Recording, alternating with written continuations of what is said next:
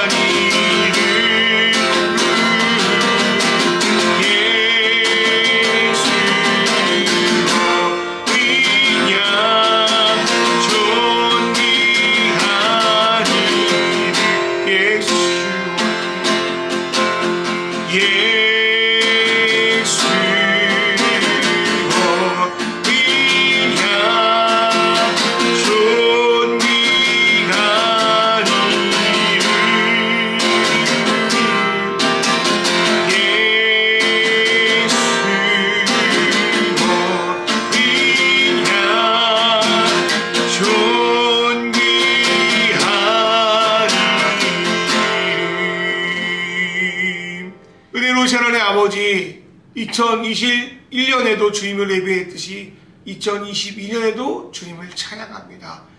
세상을 험하고 여러 가지 불확실성 속에서도 주님을 붙들고 나아가는 한 해 될수록 인도하여 주시옵소서. 하나님, 나의 진정한 갈급함, 나의 피로는 주님이 채워주시지 않으면 살아갈 수 없음을 고백합니다. 하나님, 세상의 것들을 더욱더 채우려고 말미암아 나의 욕망과 나의 욕심을 추구하는 삶이 아니라 예수 그리스도께서 나의 모든 것을 주관하시고 채우시니 나는 만족하며 주님을 위한 삶, 주님이 원하시는 삶, 바른 이들을 섬기는 삶으로 2022년 한 해를 맞이할 수 있도록 주님 인도하여 주시옵소서. 주님 말씀에 거부하거나 주님 말씀에 의문을 갖는 신앙이 아니라 주의 말씀에 진심으로 공감하고 인정하고 주의 말씀을 그대로 행하는 한 해 될 수 있도록 주께서 축복해 주길 원하며 이 모든 말씀 우리 주 예수 그리스도의 이름으로 기도드리옵나이다. 아멘. 오늘의 말씀은 요한복음 7장 40절에서 52절의 말씀입니다. 이 말씀을 들은 무리 가운데는 이 사람은 정말로 그 예언자이다 하고 말하는 사람도 있고 이 사람은 그리스도다 하고 말하는 사람도 있었다. 그러나 더러는 이렇게 말하였다. 갈릴리에서 그리스도가 날 수 있을까? 성경은 그리스도가 다윗의 후손 가운데서 날 것이요 또 다윗이 살던 마을 베들레헴에서 날 것이라고 말하지 않았는가? 무리 가운데 예수 때문에 분열이 일어났다. 그 가운데서 예수를 잡고자 하는 사람도 몇 있었으나 아무도 그에게 손을 대지 못하였다. 성전 경비병들이 대제사장들과 바리새파 사람들에게 돌아오니 그들이 경비병들에게 물었다. 어찌하여 그를 끌어오지 않았느냐? 경비병들이 대답하였다. 그 사람이 말하는 것처럼 말한 사람은 지금까지 아무도 없었습니다. 바리새파 사람들이 그들에게 말하였다. 너희도 미혹된 것이 아니냐? 지도자들이나 바리새파 사람들 가운데서 그를 믿는 사람이 어디 있단 말이냐? 율법을 알지 못한 이 무지렁이들은 저주를 받을 자들이다. 그들 가운데 한 사람으로 전에 예수를 찾아간 니고데모가 그들에게 말하였다. 우리의 율법으로는 먼저 그 사람의 말을 들어보거나 또 그가 하는 일을 알아보거나 하지 않고서는 그를 심판하지 않는 것이 아니오? 그들이 니고데모에게 말했다. 당신도 갈릴리 사람이요? 성경을 살펴보시오. 그러면 갈릴리에서는 예언자가 나오지 않는다는 것을 알게 될 것이오. 아멘. 할렐루야. 맛있는 교회 온라인 예배 드리신 여러분을 주님의 이름으로 환영합니다. 오늘은 2022년 첫 번째 주일 예배입니다. 올해에는 작년보다 조금 더 예수님과 친밀히 교제하고 그분이 원하시는 삶을 살아내는 삶을 누리시기를 기도하고 축복합니다. 대림절 기간 동안에는 예수님의 오심에 대해서 몇 주가 말씀을 전하느라 요한복음의 말씀 오랜만에 시작하는 것 같아요. 간단히 요한복음 7장의 좀 전반부를 좀 말씀을 드리면 예수님은 수전절을 맞이해서 가족들 몰래 예루살렘으로 올라가십니다. 그동안 예수님이 하신 말씀과 하셨던 일들은 유대인들이 메시아 즉 그리스도라고 인정하기 충분한 것들이었습니다. 그래서 전국에서 예루살렘에 모인 사람마다 짝지어서 누구에 대해서 이야기하냐면 예수님에 대해서 이야기하고 그분이 진짜 메시아인가 진짜 그리스도인가에 대해서 함께 의논하기 시작했습니다. 그런 가운데 예수님이 예루살렘에 나타나자 유대인들은 소위 메시아 검증이라는 미명하에 예수님을 엄청나게 공격하기 시작합니다. 대표적인 예를 하나 들어보면 메시아는 신비로운 분이어서 어디서부터 오고 어디로부터 가는지 모른다고 하는데 예수는 갈릴리 출신이어가지고 그는 메시아가 될 수 없다라는 이런 논리를 펼칩니다.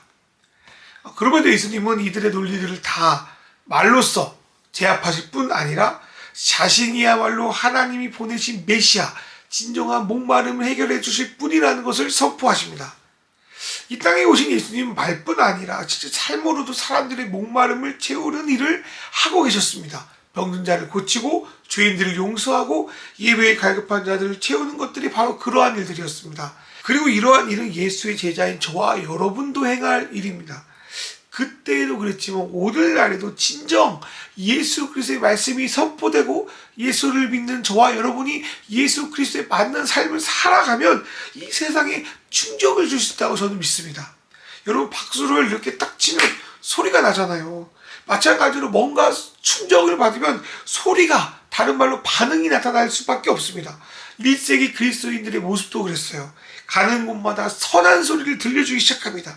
이 소리는 어떤 이에게는 노랫소리로 들릴 수 있어요. 좋은 소리로 들릴 수 있다고요. 그런데 어떤 이에는 거북하고 듣기 싫은 소란한 소리였을 겁니다. 사도행전을 보면 그러한 모습이 잘 표현되고 있죠. 이 사람들은 유대 사람인데 우리 도시를 소란하게 하고 있다.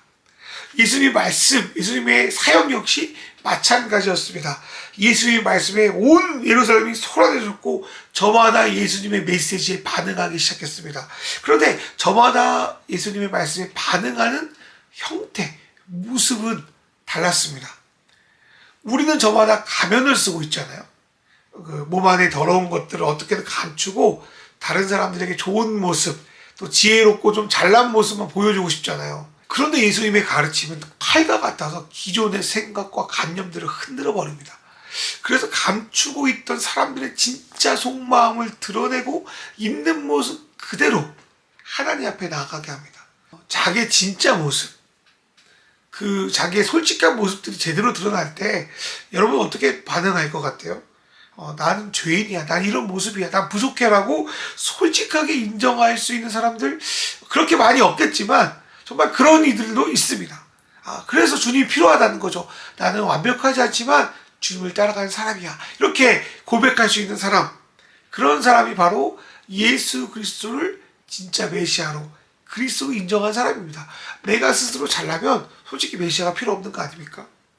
그리고요, 상식이 있다면 예수님이 메시아인 것을 인정하지는 않더라도 예수님이 하시는 일들을 볼 때 최소한 이분은 하나님의 일을 하는 사람이구나, 하나님이 보내신 선지자로구나 라고 인정하는 것이 타당합니다.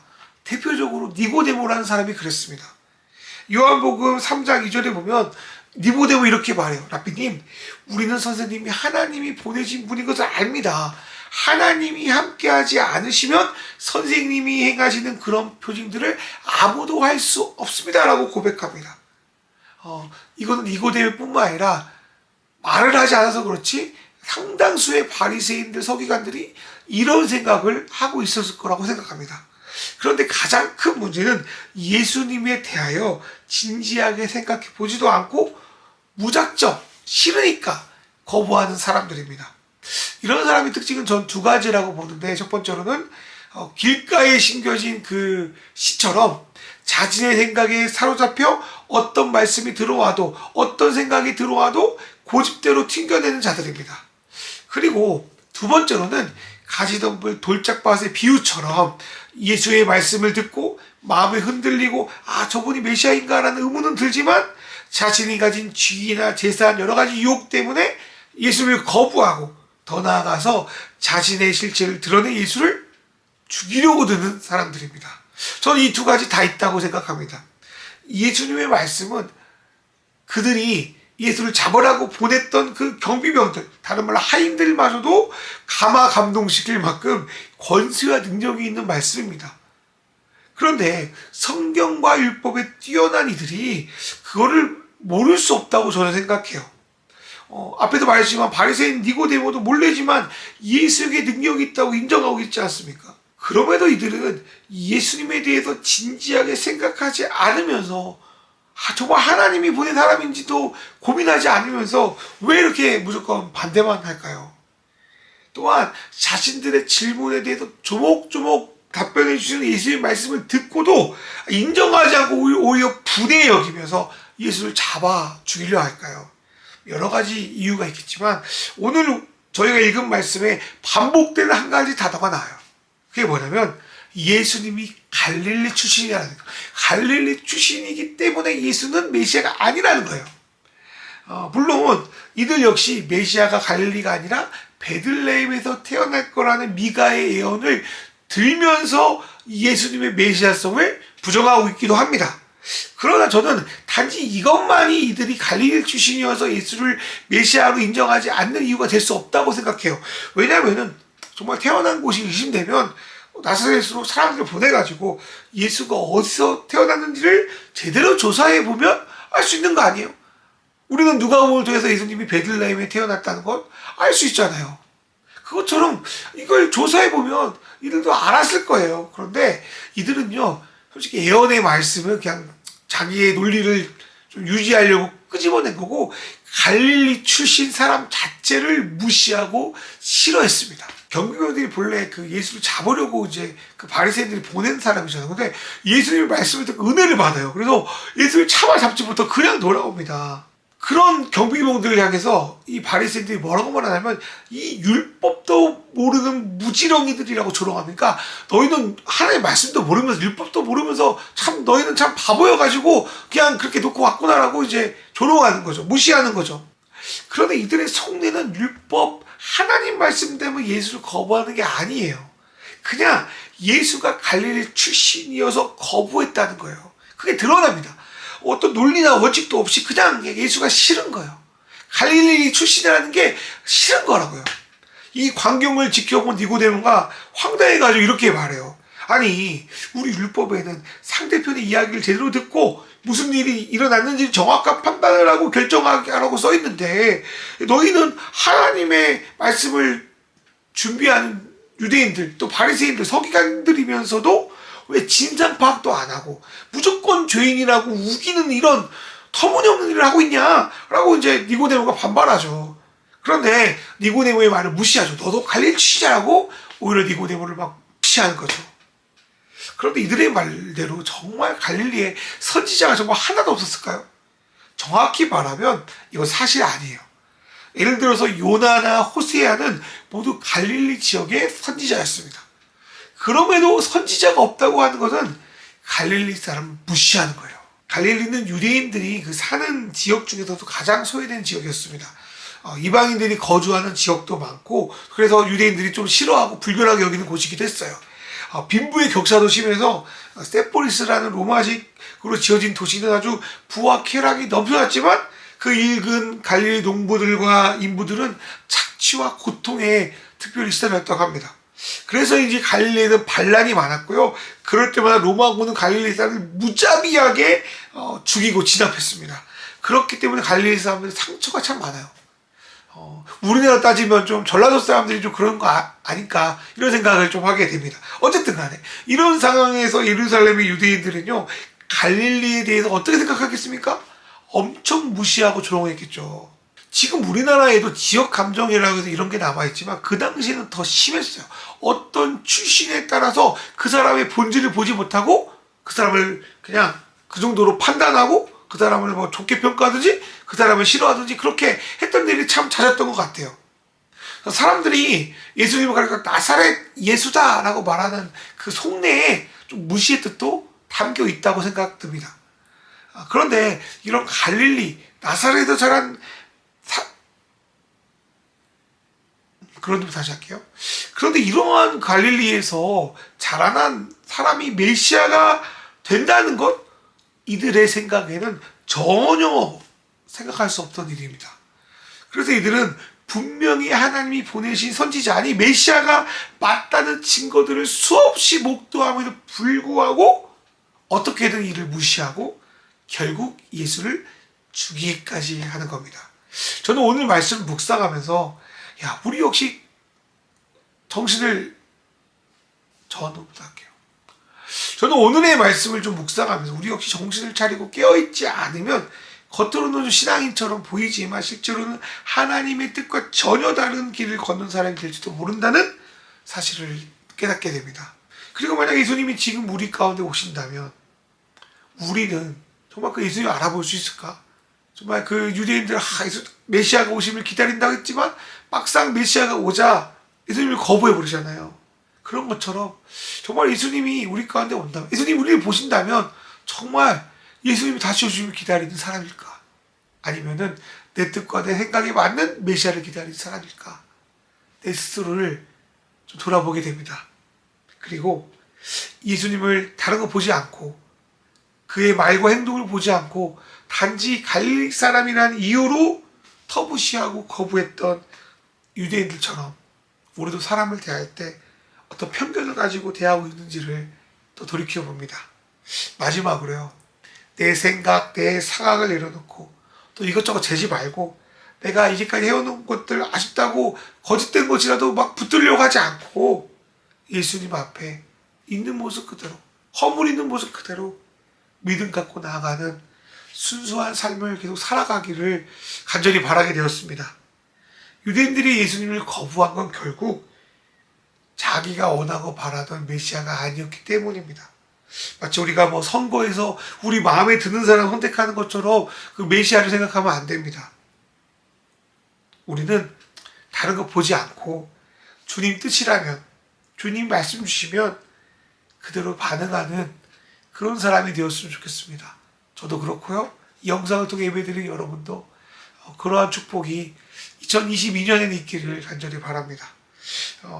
그리고 예수님이 참 갈릴리에 태어나주신 게 참 감사하더라고요. 어찌 보면 뭐 저 역시 생각해보니까 갈릴리 사람 같구나라는 생각이 들었어요. 뭐 내세울 거 자랑할 것도 없고 좀 여러 가지 그렇더라고요. 그런데 한 가지 분명한 것은 예수님이 유대인 지역에서 가장 가난했던 갈릴리 출신이라는 거예요. 하나님이 예수님을 여기로 보내신 게 이유가 있다고 생각하고요. 그게 참 위로가 됩니다. 이 말은 주님께서 우리의 삶을 이해하신다는 말씀이라고 저는 믿어요.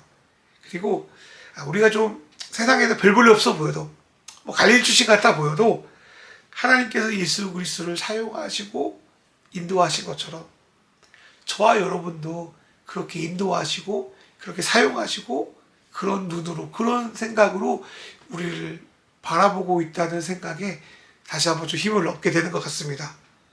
저와 여러분 안에도 저마다의 갈릴리가 있잖아요. 내가 들키고 싶지 않은 거, 내가 부끄러워하는 거, 내가 약한 거, 내가 숨기는 거, 내가 부족한 거, 이런 게 좀 갈릴리가 아닐까 싶습니다.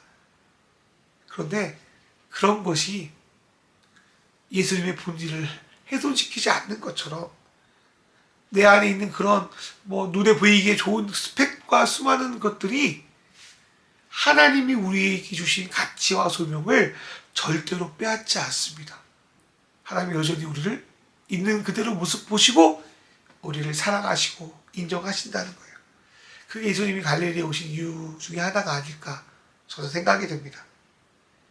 그리고 다른 이들을 대할 때 눈에 보이는 갈릴리로 판단하는 것이 아니라 주님이 나를 있는 그대로 바라봤던 것처럼 우리도 있는 그대로 그분을 바라보고 반응했으면 좋겠습니다.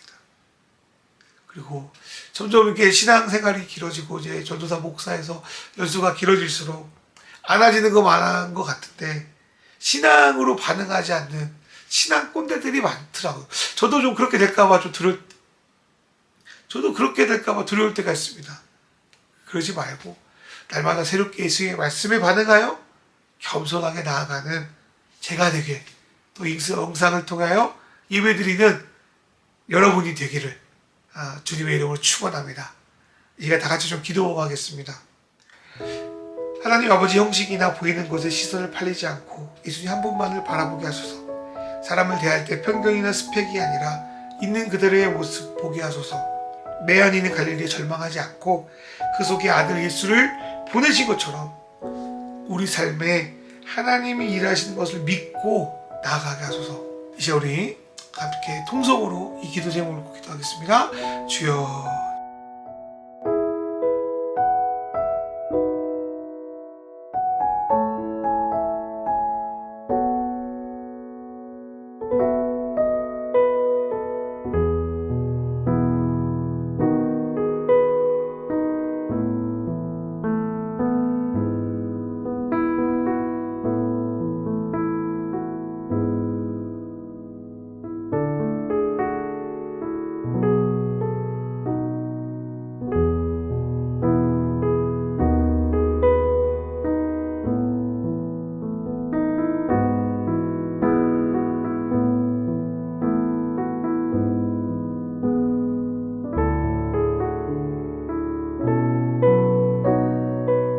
하나님 아버지, 예수님이 그렇게 말씀을 전하고 자기가 메시아라는 증거들을 보였음을 불구하고 예수님이 갈릴리 출신이라는 그 딱 하나 이유만으로 예수님의 말씀을 듣지 않고 예수님의 삶을 일부러 눈 감으며 예수님을 무시했던 그 유대인들, 그 바리새인들의 모습을 봅니다.